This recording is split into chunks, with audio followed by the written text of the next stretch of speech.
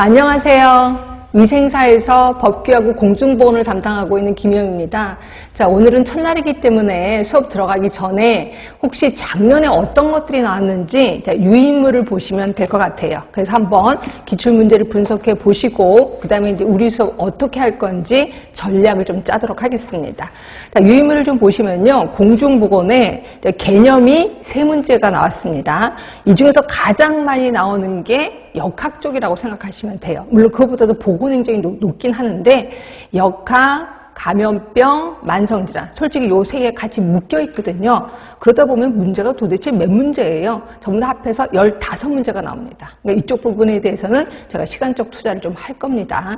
자, 그 다음에 여러분들이 엄청 힘들어하는 보건행정이요. 보건행정 듣다 보면 어떤 분은 그러더라고요. 아니 뭐 이런 학문이 다 있어요. 뭐 도대체 처음부터 끝까지 다 모르겠어요. 이렇게 얘기를 하시더라고요.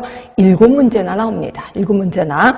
그 다음에 이제 보건관리 같은 경우는 워낙 분야가 좀 많아요. 그러다 보니까 10문제 정도 나와도 아 그렇겠구나 라고 넘어가시면 될 것 같은데 자, 여기서 좀 신경 쓰실 건 뭐냐면 기출 여부를 좀 보세요. 그러니까 기출 여부라는 건 뭐예요? 기출 여부에 체크가 됐다는 거는 아 예전에도 단골 문제였구나 라고 생각하시면 돼요. 그래서 딱 훑어봤더니 자 단골 문제로 체크된 게 자, 35문제 중에 21문제입니다. 21문제. 결국 60%가 단골 문제라는 거죠. 자, 그러면 우리 과락이 있는 건 아시죠? 우리 공중보건의 과락은 14점이에요. 14개만 맞으면 되거든요. 근데 단골 문제만 21문제예요. 그럼 단골 문제만 하면 과락은 뭐 문제 없겠네? 라는 생각이 드실 거예요.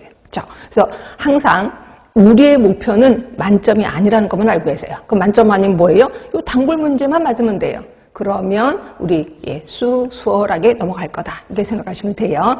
자, 법규도 잠깐 볼게요. 자, 법령을 좀 보시면 자, 가장 많이 나오는 게 식품위생법이었습니다. 7문제 좀 나왔었고 그 다음으로 나오는 게 감염병 예방법이요. 이게 6문제 나왔었습니다.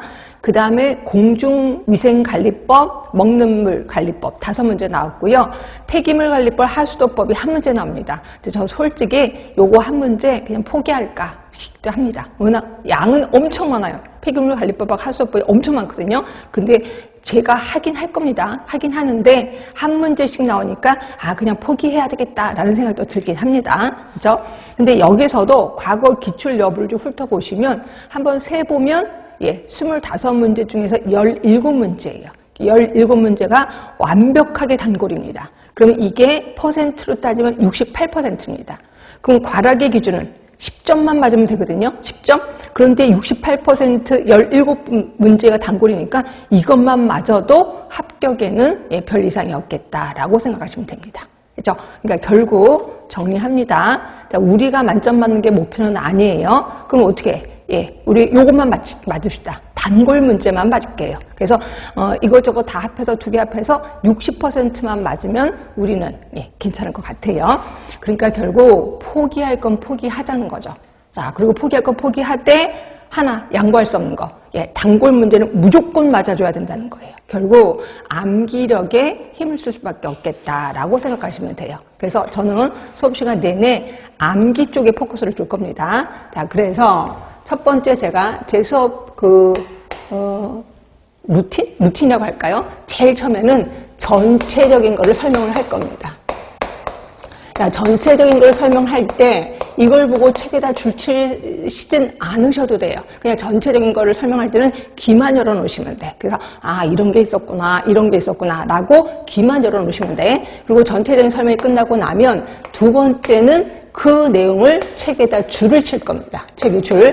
요때는 책을 보시면서 쭉 줄 친 거. 그러면 보세요. 한 번 설명했지. 요거를 그대로 줄 치니까 2번 반복을 한 겁니다. 그 다음에 세 번째는 오늘 나눠드릴 유인물의 그 뒤쪽에 보시면 가로넣기가 있습니다. 파이널 테스트라고 제가 이렇게 그 이름을 붙였는데 가로넣기거든요. 이 파이널 테스트를 하는 거예요. 자, 파이널 테스트를 하면서 그러니까 말 그대로 가로넣기 안에 있는 단어를 머릿속에 끄집어내는 겁니다. 근데 여기서 중요한 건 뭐냐면 이 가로넣기는 비어 있을 때 매력이 있다는 거죠. 결국 여기다 답을 쓰면 절대로 안 돼요. 그럼 답은 어디 있어요? 책에 있잖아요. 그래서 책을 보면서 아 이거구나. 근데 왜 가로를 쳤냐면 요 단어를 암기하시라는 거죠. 암기. 그래서 요게 이제 뭐 버스를 타고 가든 전철을 타고 가든 요거를 딱 꺼집어 놓고 요 가로 안에 있는 단어를 자꾸 머릿속에 끄집어내도록 하셔야 돼.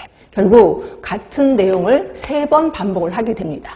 자, 그 다음에 4번째는 요 책의 그 이론 뒤쪽에 가시면 몇 쪽이냐면